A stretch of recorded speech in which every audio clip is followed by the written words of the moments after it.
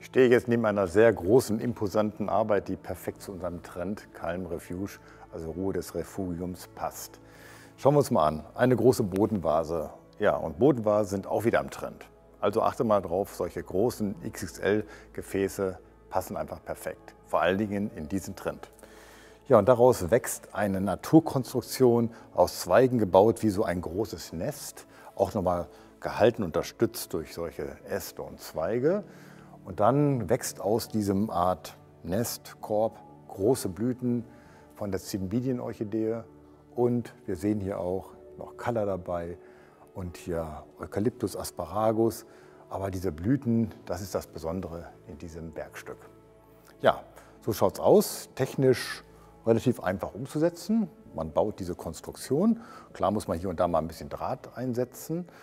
Und dann setzt man hier in die Mitte ein Glasgefäß. Das wird verkleidet mit irgendwelchen Moosen oder Flechten, Tillandien zum Beispiel. Und dann kann man die Blumen letztendlich nur noch in diese Vase einstellen. Das Ganze wird gehalten, also von dieser Konstruktion, und sieht einfach klasse aus. Ja, das ist schon mal eine floristische Ansage zu diesem ganz besonderen farbreduzierten Trend. Aber das geht auch kleiner. Hier sehen wir schon mal eine Schnittblumenverarbeitung mit Calla. Nehmen das mal raus. Diese Calla hängen hier ganz lässig in dieser großen Vase, sind gebunden mit einer Schnur und ganz mono mit Asparagus plumosa, also ganz schlicht. Mono, eine Bewegung dazu durch den Asparagus. So schaut es auch gut aus. Ein schönes Gefäß. Es muss gar nicht so die große Durchmischung sein, sondern dieser Trend liebt auch Mono und einfache Verarbeitung, wie es hier der Fall ist. Ja, und so darf es lässig aus diesen zwei Vasen sich bewegen, also gar nicht so perfekt gerade aufgebaut, sondern ja, mit diesem Schwung ist es eigentlich ganz schön. Ja, dann haben wir hier noch vorne eine Einzelblumenverarbeitung, auch das funktioniert, also noch reduzierter. Schöne Vasen, Gerbera dazu, könnte jetzt auch eine Calla sein oder eine einzelne weiße Dahlie, was auch immer, aber genau so sieht es schön aus. Ja, jetzt kann der eine oder andere sagen, ja gut, ist ja keine große floristische Leistung. Aber in den Blumenfachgeschäften und Gartenzentren ist das überhaupt nicht schlimm. Denn wir können ja alles das, wir können das ja auch zeigen, aber auch das ist doch schön. Ja, und das sollten wir präsentieren, denn ich glaube, es gibt ganz viele Kunden, die sagen, genau das möchte ich haben. Diese 3 Gefäße, vielleicht die Schale noch dazu, das ist doch schön, weil so reduziert mag ich es wirklich. Ja, das sind schon mal blumige Ideen zu diesem Trend. Und kommt mit, ich habe noch ein paar mehr für euch. Ich möchte euch jetzt hier wieder eine Monoarbeit vorstellen, oder besser gesagt 2. Ich fange mal mit der ersten hier an. Ihr seht, das sind Tazetten, also ein Narzissengewächs, und die sind schlichtweg gebündelt. Das sind 3 Bündel, die hier eingestellt worden sind, ein ganz großes und hier vorne die 2 kleineren in verschiedenen Längen. Ja, und das ist das Besondere an diesem Trend, dieses reduzierte, das zurückgenommene. Und diese Vase reduziert sich ja nach oben auch. Die Form zieht zusammen. Und genau das hat man floristisch übernommen, indem man diese Blumen auch zusammennimmt und nicht ausladend arbeitet. Ja, und das finde ich eine gute Interpretation von einem Gefäß, passend zu diesem Trend. Das Ganze ist ein Pärchen zusammen mit dieser großen Mono-Lilienansammlung, dicht an dicht auf der einen Seite durch einen Asparagus auch verdichtet, nochmal aufgelockert. Ja, und so entsteht eine Einheit, 2 schöne Gefäße, und das geht hier auf dem Schrank. Aber ich möchte euch diese Rosenlily oder Rose Lily nochmal vorstellen. Das ist eine ganz besondere Lilie, die ist gefüllt, duftet übrigens sehr schön, also ihr könnt es jetzt nicht riechen, aber ich. Aber das Besondere daran ist, sie hat überhaupt keine Staubgefäße und dadurch wirkt sie besonders rein, also besonders weiß zu diesem Trend. Ja, und diese Rose Lily gehört zur Gruppe von Decorum. Das ist ja die Qualitätsmarke von Pflanzen und vor allen Dingen auch tollen Schnittblumen. Und das wollte ich euch hier gerne mal vorstellen. Und die eignet sich auch hervorragend für die Hochzeitsfloristik. Also achtet mal auf solche Lilien, die gibt es in verschiedenen Farben, aber in Weiß, zu dem Trend, ein perfektes Pärchen. Ja, Mono so, und jetzt seht ihr hier schon, hier ist ein handwerklich schön gestalteter Wandteppich. Ja, auch das passt, also die Trockenblumenverarbeitung mit schönen Materialien wie diese tolle Wolle, oder hier ist die Kardendistel und diese schönen braunen Beige-Töne. Ja, erstmal steckt der Handwerk drin und eine ganz besondere Idee, dass man nämlich aus diesen Naturmaterialien etwas webt und flechtet, was in diese tollen Wohnräume gut passt. Das kann auch ganz, ganz groß sein. Auch das würde gut passen. Aber dieses Format hier von gut, sagen wir mal 80 mal 80 cm, ist auch schon eine sehr schöne Größe. Ja, damit habe ich euch schon mal floristische Ideen mit Blumen vorgestellt und sogar schon mit Trockenwerkstoffen. Und jetzt möchte ich euch noch Pflanzenideen vorstellen. Jetzt möchte ich euch diese tolle Phalaenopsis-Pflanzung vorstellen. Eine große Orchidee, langstielig und wächst aus diesem großen Glas heraus. Unten drum ist Moos, also das verdeckt quasi das Pflanzgefäß. Und hier oben sind schon schöne Trockenfloralien eingefüllt worden, alle so etwas holzig. Und das ganz Besondere ist dieses hier, diese Art Kettendekoration mit Schnüren und dann am Ende nochmal eingearbeitet solche schönen kleinen Fruchtstände, die das Ganze verzieren, also irgendeine Handwerklichkeit damit auch verknüpft. Und das macht die Gestaltung eigentlich ganz besonders. Ja, und schaut doch mal, was hier alles steht. Also hier ist noch ein schönes Herz aus vielen kleinen Salixblüten, also der Weide zusammengeklebt, eine Lederschnur. Auch das ist eine handwerklich anspruchsvolle Arbeit. Eindeutig von der Form, schlicht in der Farbigkeit, dazugelegt mit so einem Stoff. Hier nochmal ein anderer Stoff, ein Glasteller. Und daneben dann nochmal hier so diese wunderschönen Glasvasen. Ja, das ist Stilllife in Perfektion. So bitte macht es in euren Betrieben, im Gartencenter, im Floristikfachgeschäft. Denn ich bin mir sicher, dass der eine oder andere Verbraucher sagt, ich will nicht nur diese Schale, sondern ich will das ganze Ensemble, weil das ist einfach schön. Ja, machen wir weiter. Da vorne ist was Vergleichbares, eine kleine Orchidee, alles ein bisschen kleiner gehalten.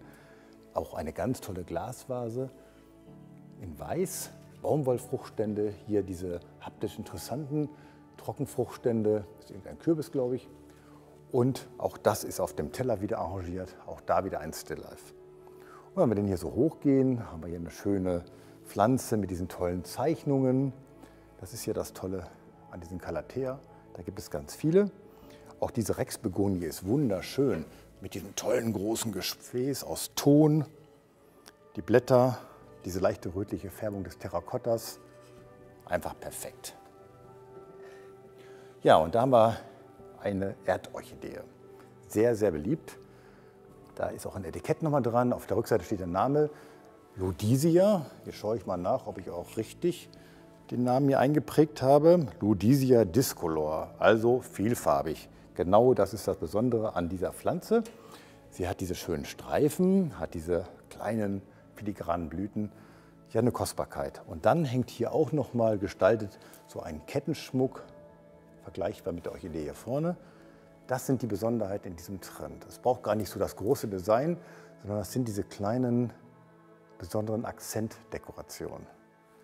Ja, und hier auch wieder schöne Gefäße, ein schönes Setting. Wir haben hier nur weiße Tische gewählt. Könnt ihr auch machen bei euch im Betrieb. Sogar einen Teppich drunter gelegt. Dadurch wird es wohnlicher und auch verständlicher. So kann ich es mir zu Hause einrichten. Denn denkt immer daran, ihr wollt ja verkaufen und den Kunden eigentlich überzeugen, wie perfekt das in ein Wohnambiente passt. Also spielt dieses Wohnambiente einfach nach. Das tun wir hier auch. Ihr habt hier auch schon den Schrank gesehen. Das ist ein alter Schrank, den wir selber grau angestrichen haben. Man kann sich auch helfen, indem man Dinge, die man hat, einfach mal umstreicht. Ja, bleiben wir bei den Pflanzen. Hier nochmal auch wieder dieses Tablettdesign.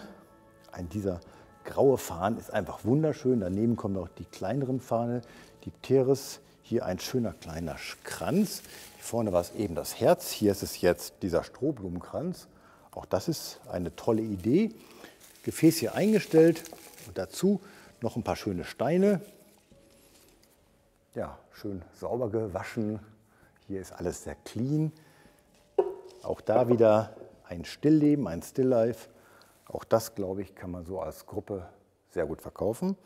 Und dann nochmal wieder eine Besonderheit hier, diese Orchidee, eine Lilie, die weiß blühen wird. Einfach toll, auch als Pflanze, gibt es ja nicht ganz so oft. Man denkt ja immer schnell an die Schnittblume. Aber hier haben wir eine Pflanze in einem Papiergefäß. Auch das ist mittlerweile ein Recycle-Produkt. Auch das ist hier gut zu Hause. Also all diese neuen Gefäße, die auch sehr naturbelassen sind oder eben auch nachhaltig aus recycelten Produkten hergestellt worden sind. Ja, ich habe noch mehr. Kommt jetzt mit. Ja, hier habe ich jetzt mal meinen Schrank umdekoriert. So machen wir das hier auch in dem Blumenstudio, wenn wir hier unsere Fotoszenen bauen, dass wir dann immer mal wieder umdekorieren. Und das ist jetzt hier auch gerade gemacht. Hier der Wandbank, kennt ihr ja. Und hier haben wir jetzt eine neue Pflanzung inszeniert. Schöne Schale, sehr rau, aber sehr dickwandig. Und dann auch hier 2 Orchideensorten eingepflanzt. Die eine hängt ein bisschen mehr runter, also deswegen auch gut für einen Schrank, also für eine hohe Position.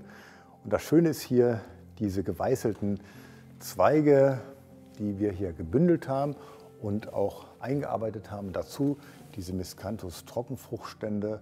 Diese Fruchtstände sind insgesamt sehr passend, kann man das ganze Jahr überarbeiten, also schön ernten irgendwann im Winterhalbjahr und dann habt ihr genug Futter fürs ganze Jahr. Ja, daneben auch wieder ein zweites Gefäß, eine schöne Trockenfrucht und dann der Wandbank. Auch das ist ein schönes Ensemble, auch das könntet ihr so in euren Betrieben präsentieren. Wie ich schon sagte, ich glaube, damit könnte es sein, dass der eine oder andere Kunde schwach wird und sagt, genau das möchte ich haben. Ich habe noch mehr, schaut hier vorne. Ich habe hier mal umdekoriert, eine andere Version von unseren Tischen. Ich möchte euer Augenmerk erstmal auf das hier auch lenken. Hier haben wir wieder eine schöne Einzelpflanzenidee, die Rexbegonie, hier die Calathea, dekoriert mit diesen holzigen Früchten, den Bodenbereich hier ein wenig abgedeckt mit dieser Tillandsie, die auch eingefärbt wurde mit einer natürlichen Wasserfarbe und dann auch schön diese Vase mit diesen Schwarzpappelblättern oben drauf gelegt, die ja von der Rückseite so weißlich sind. Auch das ist so ein schönes Stillleben auf einem großen runden Tisch. Und daneben seht ihr das habe ich euch eben ja schon gezeigt, diese Arrangements, auch die passen wieder perfekt.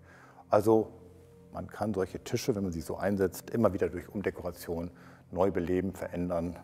Das sollte man auch regelmäßig tun. So, und jetzt möchte ich euch noch eine schöne Arbeit zeigen, die, finde ich, handwerklich was ganz Besonderes ist.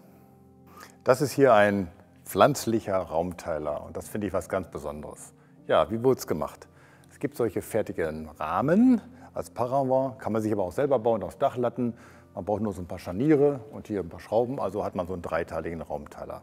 Aber das Besondere ist im Grunde genommen, dass man mit diesen dicken Schnüren, Stricken oder Seilen so eine Konstruktion hier reinbaut. Also es ist ja dieses Makramee oder Knotentechnik. Also es ist ganz raffiniert, da gibt es ganz viele YouTube-Filme rüber.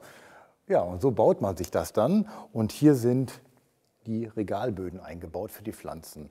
Bohrungen, dadurch geht dann das Seil, Knoten darunter und dann werden diese Etagen überall gut gehalten. Eine ganz weit oben, eine so ein bisschen darunter und die ist wieder weiter unten. Also, was haben wir da? Den goldenen Schnitt, also perfekt.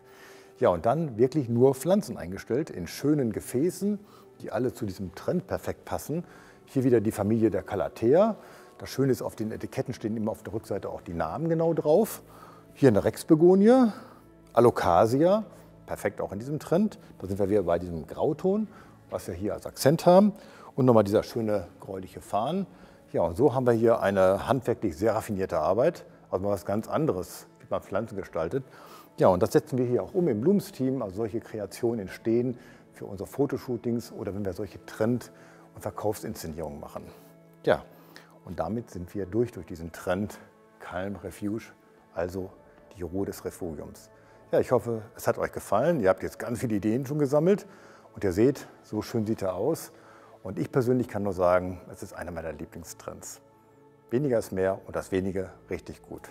Ja, auch da wieder bleibt alles schön kreativ und ich denke, wir sehen uns wieder. Bye, bye.